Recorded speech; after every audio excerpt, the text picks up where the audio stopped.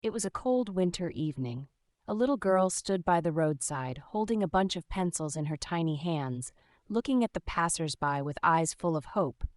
Sometimes someone would stop and buy, and she'd offer a faint, grateful smile. But most just walked past, as if she were invisible. Her name was Helen, only 7 years old, but life's harshness had made her grow up too soon. A few months ago, she had lost both her parents in a tragic accident. At first, her uncle took her in, but it wasn't long before he began to see her as a burden. One day, he simply said, "This house isn't yours anymore. Leave." Helen clutched the only thing she had left, a $10 bill her father had given her with love before he passed. With that, she bought pencils to sell on the streets, hoping to earn just enough to survive. One day, a sleek black car pulled up beside her. A gentle, well-dressed man stepped out and knelt beside her. He looked at her with soft, concerned eyes and asked, "You're so young. Why are you selling pencils? These should be your days to play."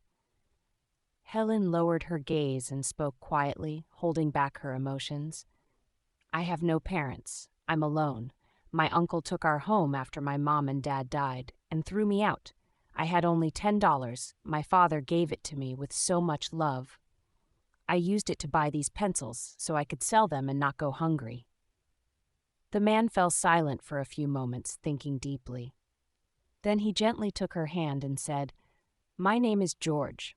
My wife Danny and we've been praying for a child for years, but we were never blessed with one." He paused, then added softly, "Come with me. You don't have to be alone anymore." Helen hesitated, but in George's eyes she saw the same kindness she once saw in her father's. She got into the car, and together they drove to a warm, peaceful home. At the door stood Danny, a woman with a soft smile and teary eyes. As soon as she saw Helen, she wrapped her in a loving embrace, as if she had been waiting for her all her life. Time passed. Helen started going to school. She laughed, played, and every day was filled with warmth and love. She began to call George Dad and Danny Mom.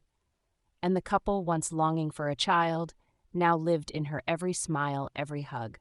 Helen no longer sold pencils. Instead, she began writing stories with them. And at the end of each one, she always wrote, "Sometimes a lonely child becomes the answer to a silent prayer, and a broken story finds its happy ending."